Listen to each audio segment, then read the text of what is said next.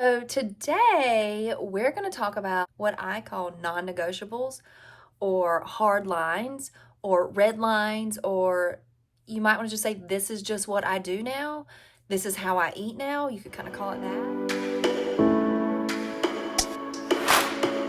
Your specific habits that you're going to do, like this is what I'm going to do, call it your philosophy. But what I have found with anybody who has made a change is this has to be something that you figure out. It has to be, this is what I'm doing. Because if you don't come up with these non-negotiables, then it's a free-for-all. You don't know when you can do what. You don't know what your plan is. If you say, I'm thinking about starting to try to eat less fried foods. Well, what does that even mean? So you're going to try to start eating less, but you're faced with fried food one day and you're like, is this one of the times? Because I didn't decide if it's a negotiable or non-negotiable.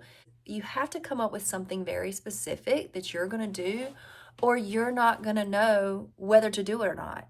And our lives are busy. We have so many decisions we're trying to make every day, and we don't need this constant, do I make this decision now? Do I not make this decision now? You want to know, this is what I do, so you don't have to worry about it. Also, if you don't have these non-negotiables, hard lines in place, then you'll always find a reason to do whatever you're trying not to do. Let's say you go get fast food 3 times a week and you decide your non-negotiable is you will only get fast food on Fridays, right? That will work because that way you know whether you can or can't.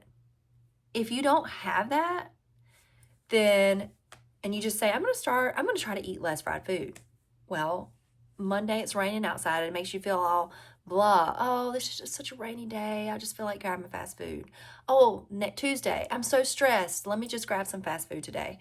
I've been like, oh, it's snowing. It's a special day. Let me go get my fast food. It could be today's super busy. Let me go get my fast food. But if you know that you eat fast food on Fridays, then that is a non-negotiable. You know what you're going to do. You don't have to figure out, should I or shouldn't I? Okay. This worked really well for me with my snacking. There was nothing wrong with me grabbing a handful of French fries from my kids' plate when I go grab them some fast food.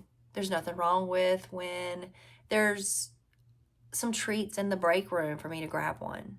The problem was I didn't have a rule in place, so I was grabbing the fast food here, grabbing the snack there, grabbing something after school.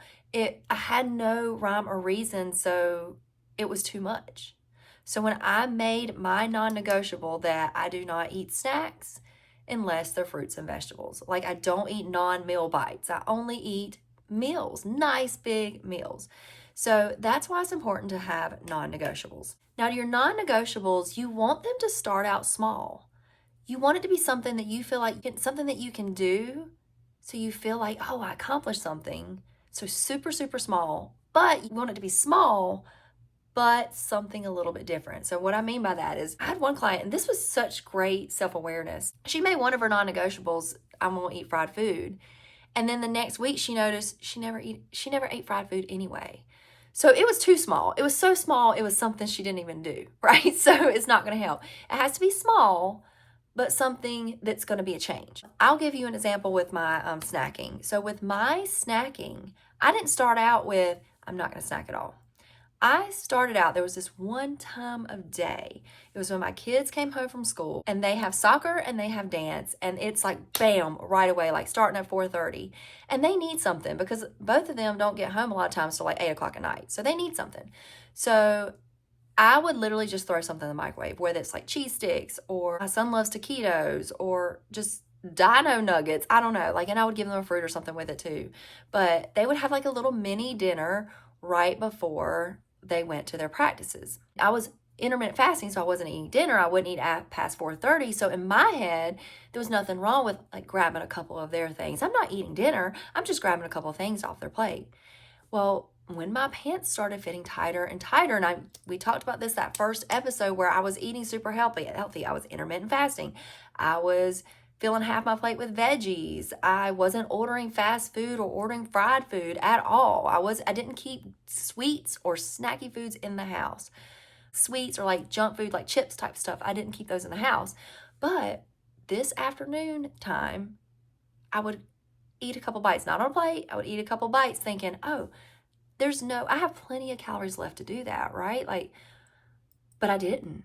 It was causing issues. So that was my first step. It's not, I won't snack at all. My first step was I will not eat at that little window when I'm fixing my kids their food.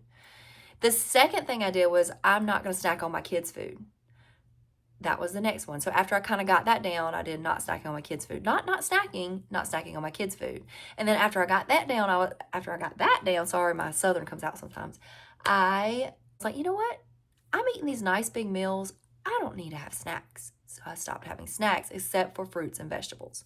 And I still to this day, if I want something to eat, I'll grab an apple. In fact, look, I have some apples sitting right here because you can snack on those things as much as you want. The point is, find your non-negotiables, make them small.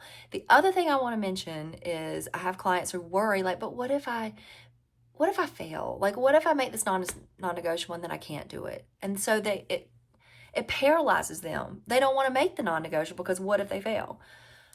You might, but you know what that means? A couple things. Either means it wasn't the right non-negotiable for you, or it's something that's a big issue and it may make a huge impact, but it's going to take a few tries. So what I mean by that is the snacking was a big issue. So first couple of times I might have kind of messed up, but I knew that was the number one issue. That was the number one reason I was not losing weight. So eventually I had to figure out how to make that happen. Okay. And I had to start small, start even smaller until I knew I could handle it. But at first, kind of have to really tell yourself, no, this is my non-negotiable. I do not do it. But you may do it sometimes. Okay, let me give you another example. I still struggle today with getting enough water. That's one of my issues. And you will forever have an issue. Like, that's part of the journey. That's part of the journey of life. It's just always trying to improve and see what you can do better yourself. Whether it's mentally, physically, how you show kindness, all those things. Just always trying to better yourself. Water. So water. I had this idea of a non-negotiable that I would fill up a big water bottle in the morning. This is a great idea, actually. Some of my clients, it works really well. Fill up a big water bottle, and I would sip on it throughout the day and try to finish it. That was going to be my non-negotiable. I'd finish that bottle of water. It was overwhelming. I couldn't do it. And just seeing that giant bottle of water actually overwhelmed me. So I realized that was going to be a hard one. And so I took it to, I'm just going to fill up a cup of water before I eat. I have to have a sip of that water. And I have a hard time drinking a lot of stuff anyway. So guess what? That works. Am I drinking enough water yet? No. But am I drinking more than I was before? Yes. And I'm doing something that I'm able to do, that I can do. When I'm with my clients, we really go through and we try to figure out together what are the things that are their biggest issues. And we try to come up with non-negotiables. And they're very specific to my clients. I had one client who, when he would come home from work, it was like a decompress, and he would walk in his kitchen door and just go into the pantry and start eating. He made his non-negotiable that he had to go in the front door instead of the kitchen door and sit on the couch for a minute. And that worked. Just changing what door you go in. We'll talk a little bit more about that later. I have a ton of non-negotiable ideas because I've used them. My clients have used them. I've put together the ones that really, really work. And I won't go over all those now because it's just so personalized. But I'm going to give you a couple examples, or I'm going to tell you the major issues that we deal with non-negotiables. Number one is snacking or eating non-meal bites. I'm telling you, for most of my clients, majority of my clients, not all, I do have clients who don't snack, but for the majority of my clients, that is an issue. It's snacking, it's going to parties, it's just these little random bites every here and there. So dealing with those. Great non-negotiable is, I'm just going to fill half my plate with veggies. I have some clients, they're not ready to make the other side lean meats and complex carbs. All they're ready to do is say half my plate veggies. So they might have a cheeseburger on one side and half their plate veggies on the other. But that could be a huge impact if that's something you weren't doing before. Finding a non-negotiable that deals with condiments, dressings, and sauces, that can be huge for a lot of people. That's that hidden stuff that isn't adding any bulk to your meal, but it's adding all these calories. So my non-negotiable to deal with that was I limited my dressings, dips, and sauces to like what would be like one container at a restaurant. And I just kind of visualized what is one of those little containers you get at a restaurant. And that helped. That worked for me. I might have some clients that say, I'm just going to find the light version in the stores. I have some clients that like mix water with it and dilute it, or this is a little bit more complicated, but blending blending vegetables with it. So it's just like a nice blended thing. It takes a little work. You have the blender out, but it makes a nice creamy dressing, dip, sauce, but you've added a bunch of veggies to it, so it's less calories. Mindful eating is a great non-negotiable to kind of start working on that can help in so many ways. Another, like I'm going to mindful eat. And that's one where it's going to take some practice. You usually don't do it right the first few times.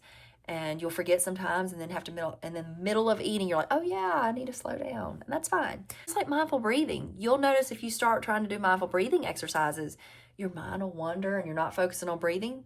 Nothing wrong with that. It's just what happened. You go back to thinking about your breathing. Fiber and protein at every meal. I think that's a great non-negotiable. That works when you're anywhere. Like if my non-negotiable is if that one, you kind of have to say whenever possible, fiber and protein to every meal, right? So there's been times where I've gone to I remember one example, I went to a barbecue restaurant and I walked in and it's like a counter service and they had French fries, onion rings, and barbecue sandwiches. And I was like, okay, I'm not going to be able to get a side of vegetables that's not fried. I just had to eat what was there, So they didn't even have a salad. So those are the big non-negotiables that are big areas, snacking, condiments, those I just talked about. So those are the non-negotiables that have the biggest impact for most of my clients, like dealing with those things that we just talked about. But there's tons out there. There's things to deal with how you're going to eat your meals.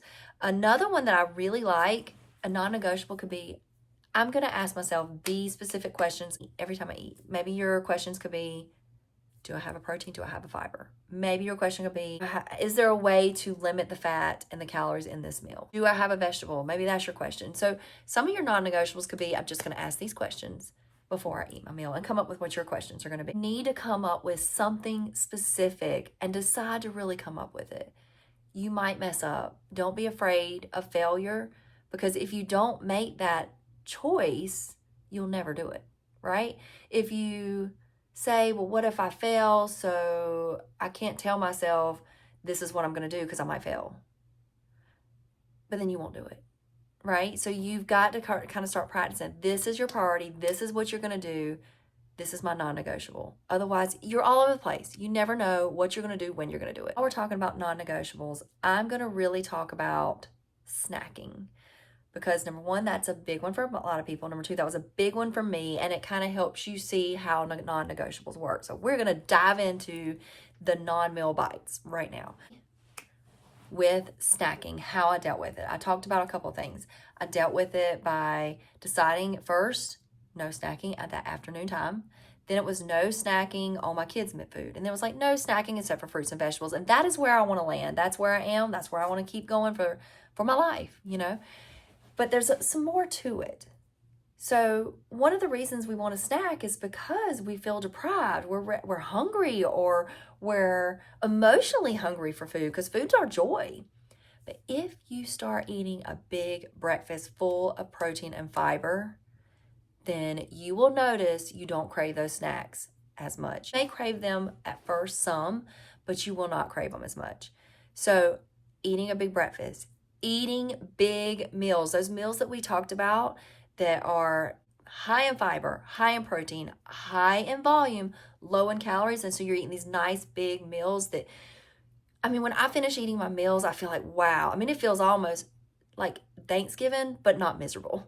Like I feel full, like I just went to a restaurant and splurged after eating these nice big meals, but I didn't splurge. They're really low in calories. I'm packed with protein, I'm packed with fiber. So I don't have this much of a desire to snack. That is huge. That is huge right there. Like eating your meals, eating your breakfast. So during that afternoon time, another thing that was happening to me is, okay, well, what do I do? How do I go about, I crave that food while I'm making this food for my kids? So what I did at the time is I would make them food and then I would immediately go in my bedroom and watch one of my favorite TV shows, and not even watch the whole thing, just watch some of it.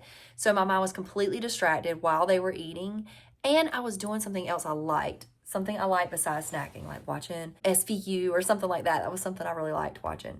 And then eventually it changed to, because I got really into dancing, it changed to while my kids were eating, I would go in my bedroom and dance. I would dance while they're eating their food. Finding something to do occupy you while you're trying to make that change.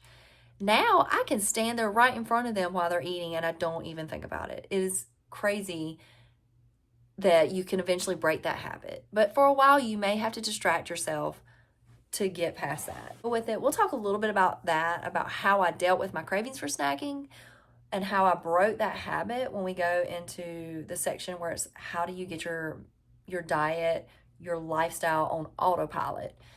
And this is just how I eat. I don't think any more about it. We'll talk about that. But for snacking, you can do, like I said, you can decide no more snacking except on fruits and veggies. You could decide I'm going to do the plate method when I snack. You could decide I'm going to eat veggies or fruit first anytime I want a snack, and if I still want something, I'll get it. Because guess what? That's not, I've heard where people say, oh, but what if I ate that healthy thing and then I still wanted the other thing and now I've eaten both? Good. You ate the high fiber thing first. So we've already talked about how important that is to eat the high fiber. So no big deal. That's good. I think we're good. What I would do, here's what I would do. I would sit down with a journal. First of all, you need to be real with yourself about what is it, even if it's small, because we talked about this. Some of us, we have low metabolisms, we eating really healthy, but there's still something. There's something that you can do that can be healthier. And just start thinking about what is that one thing that I'm doing. You may in your mind be like, but that one thing can't be doing it because I eat healthy all the other times. But if it is, that's the one that you're thinking of, then maybe that's it. Does that make sense? Like if you're like, this one thing can't hurt, but if it is the one thing you're doing that is coming to your mind, then you might need to try that one. Because I felt that way. I ate so healthy. I wouldn't eat after past 4:30. I didn't even eat dinner. So I'm like, how is that little nibbling on food in the afternoon with my kids hurting me, right? So, but it was like my body transformed when I changed just that, and like the condiments. We'll go into exactly everything that I changed. It wasn't a lot of things. Yeah, sit down with your journal, figure that out, figure out something small that you can do that is a non-negotiable, a hard line, a red line. This is what I'm gonna do. This is what I'm doing. This is what I'm doing. So you can't talk yourself out of it. This is it. This is what I'm doing. And it doesn't have to be an all or nothing. It could be an all or nothing, like I'm gonna go 2 weeks without sweets. If you feel like you're mentally addicted to sweets, maybe you want to break it. Or maybe you're like, no, I want to keep eating sweets. Maybe your hard line is only on Friday nights, but you got to come up with your specific hard line. So that is about non-negotiables. Be thinking about that. Tell me, I'd love to hear in the comments some of your non-negotiables that you came up with or what you might want to try this week. Let me know.